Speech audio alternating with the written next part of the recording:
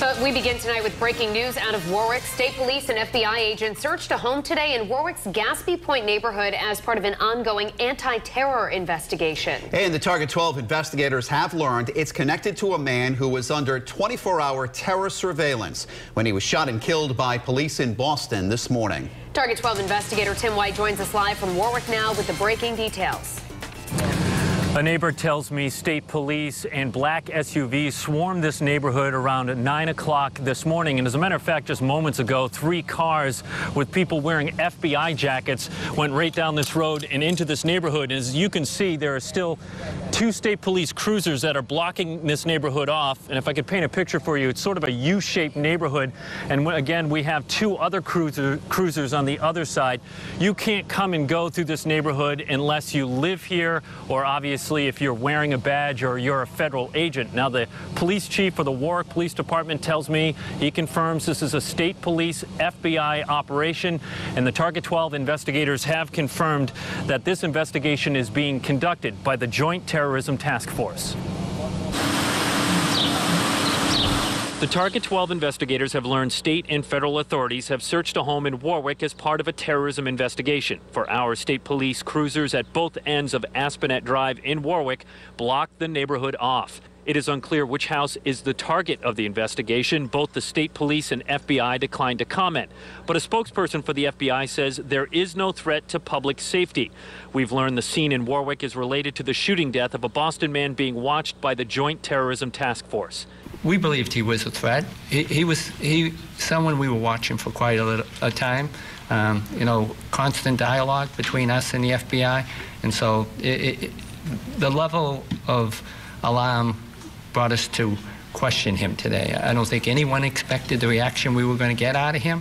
At just after 7 this morning, Boston police officers working with the task force shot and killed 26-year-old Usama Rahim of Roslindale. Boston Police Commissioner William Evans says when his officers went to question him, Rahim took out a large knife and came toward the officers, refusing to drop the weapon. And at some point, the individual proximity came close that the officers were in danger, their lives were in danger, when 2 officers discharged their weapons. We're back live now on Aspinet Drive. As you can see, state police cruisers are still blocking this area off. Moments ago, we spoke with a neighbor who lives across the street from the home being searched, and he tells us that investigators are interested in speaking with a man in his 20s. What's unclear is, have they talked to that individual, or do they have that person in custody? Right now, investigators are remaining tight-lipped. Now, new at 6 o'clock, we met up with a woman who says she's a family member of Usama Rahim, and we'll bring that to you new at 6. For now, live with the Target 12 investigators, Tim White, Eyewitness News. We begin with breaking news and a story the Target 12 investigators uncovered first. A Warwick neighborhood, the scene of a multi-agency investigation tied to a terror investigation. This unfolded just hours after police shot and killed a 26-year-old man in Boston this morning. Investigators say Usama Rahim had been under 24-hour surveillance by the Joint Terrorism Task Force. Investigators say they were trying to question Rahim when he lunged at them with a military-style knife. That's when they say he was shot and killed. New at 6, we're speaking with a Rhode Island woman who is identified as the suspect's sister. Target 12 investigator Tim White was first on the scene and has been working to uncover the details all day. He joins us now live in Warwick. Mike Shannon, neighbors tell me that around 9 o'clock this morning, state police cruisers as well as black SUVs swarmed this entire neighborhood. And as you can see behind me, state police cruiser still sitting there, shutting this neighborhood down. You have to live here to be able to get down there. It's sort of a U-shaped street, and so they have it blocked off on both ends. I want to tell you that just a short time ago, Rhode Island State Police Colonel Stephen O'Donnell came by. I had a chance to talk to him, but he was tight-lipped about what's going on here. He couldn't tell me how long this is going to be shut down, though he would confirm for me that the FBI are still at a house on the street that we can't see. I asked him if anybody is in custody at this time, and he said he couldn't comment on that either. But we can tell you that we've confirmed this investigation is being conducted by the Joint Terrorism Task Force. The Target 12 investigators have learned state and federal authorities have searched a home in Warwick. For hours, state police cruisers at both ends of Aspinet Drive blocked the neighborhood off. Brendan Waterman lives across the street from the house being searched. He says they are focusing on a man in his mid-20s who lived there. Do you know if he's in custody right now, Brandon? I have no idea.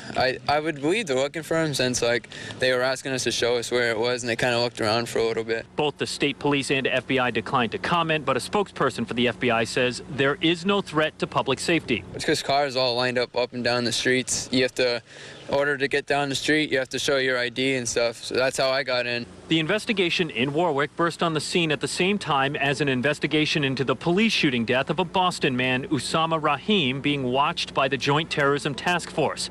The Target 12 investigators met up with a woman who her husband identified as Rahim's sister. Well, I'm not really going to comment right now. Okay. Do you know what happened up there? I have no comment. You know? This is terrible, though.